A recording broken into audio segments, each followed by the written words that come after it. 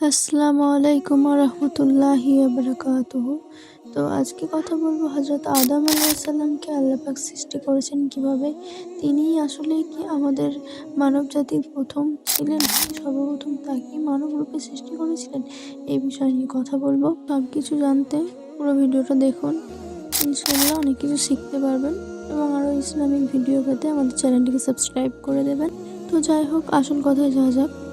হযরত আদম আলাইহিস সালামকে 10ই মুহররম শুক্রবার প্রথম সৃষ্টি করা হয়েছে। সেই দিনই তিনি সৃষ্টি হয়েছেন। একদিন ফেরেশতাগণ আল্লাহর জিকিরে ব্যস্ত ছিলেন। তখন আল্লাহ পাক সবাইকে ডাকলেন এবং সবাইকে আদেশ করলেন যে আমি দুনিয়াতে মানুষ সৃষ্টি করব। তোমরা যাও, সবাই আলাদা আলাদা জায়গা থেকে মাটি নিয়ে আসো। ফেরেশতা তখন বললেন যে আপনি কি মানুষ সৃষ্টি করতে চান যারা আপনার কথার অবাধ্য করবে, আপনার কথা মানবে না? সেই কথা শুনে আল্লাহ পাক বললেন, আমি আল্লাহ পাক, আমার থেকে কি বেশি তোমরা জানো? তারপর প্রতিটা ফেরেশতা গেল মাটি আনতে। সর্বপ্রথম হযরত জিবরাইল রাদিয়াল্লাহু তাআলা গেলেন মাটি আনতে। তখন মাটি তার কাছে কান্না করলো এবং বলল, আমাকে নিয়ে যেও না, আল্লাহ পাক আমায় দিয়ে মানুষ সৃষ্টি করবেন এবং মানুষ আল্লাহ পাকের কথা শুনবে না, তখন আযাব হবে, সেই আযাব আমাকে ভোগ করতে হবে। তাই জিবরাইল রাদিয়াল্লাহু তাআলার মনে মায়া লাগলো, তাই সে মাটি না নিয়েই ফিরে গেল। তারপর হযরত মিকাইল রাদিয়াল্লাহু তাআলাকে বলা হলো যে যাও, তুমি যে মাটি নিয়ে আসো। তারপর হযরত মিকাইল রাদিয়াল্লাহু তাআলার কাছেও মাটি আর্তনাদ করে কান্না করলো। তখন বলল, আমায় নিয়ে যেও না। তারপর হযরত মিকাইল রাদিয়াল্লাহু তাআলাও সেইখান থেকে ফিরে গেল। তারপর হযরত ইসরাফিল আলাইহিস সালামকে মাটি আনতে পাঠানো হলো। তখন হযরত ইসরাইল আলাইহিস সালামও একইভাবে ফিরে এলো। এভাবে করে 3জন ফেরেশতাই খালি হাতে ফিরে এলেন। তারপর পাঠানো হলো হযরত আজরাইল আলাইহিস সালামকে। তারপর মাটি তার কাছেও আর্তনাদ করলো, তার কাছেও কান্না করে বলল যে আমাকে নিয়ে যেও না।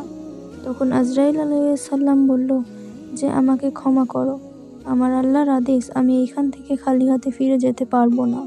তাই সে মাটি নিয়ে গেল। তখন আল্লাহ তার উপর খুশি হলো এবং তাকে বলল যে তুমি যখন এই কাজ করেছো তখন রূহ কবজ করার দায়িত্ব তোমায় দিলাম। তখন আজরাইল আলাইহিস সালাম বলল, আল্লাহ পাক, আমি যদি তাদের রূহ কবজ করি তাহলে তাদের পরিবারের লোক আমায় দোষারোপ করবে। আল্লাহ পাক তখন বললেন যে না, আমি সবার মৃত্যু আলাদা আলাদা কারণে দেব, তাই তোমায় কেউ দোষারোপ করবে না। তারপর জমিনে ছিল তখন এঁটেল মাটি। জমিনে 40 বছর বৃষ্টিপাত করার পর মাটি নরম হলো। তারপর সৃষ্টি করা হলো হযরত আদম আলাইহিস সালামকে। তারপর তাকে নিয়ে যাওয়া হলো বেহেশতে। সেইখানে তার নিথর দেহ সেইখানেই রাখা হলো। ফেরেশতারা মাঝে মাঝে এসেই তার নিথর দেহ দেখে যেতেন এবং খুব খুশি হতো এবং বলাবলি করত, এটাই হবে আল্লাহর সেই খলিফা যিনি আল্লাহর হুকুমকে বাস্তবায়ন করবেন। তারপর আল্লাহ পাক হযরত জিবরাইল, হযরত আজরাইল, হযরত মিকাইল, হযরত ইসরাইল এদের সবাইকে আদেশ করলেন, তোমরা যাও এবং আরশের আজিম থেকে তার রূহকে নিয়ে তার শরীরের মধ্যে পতিত করে দাও।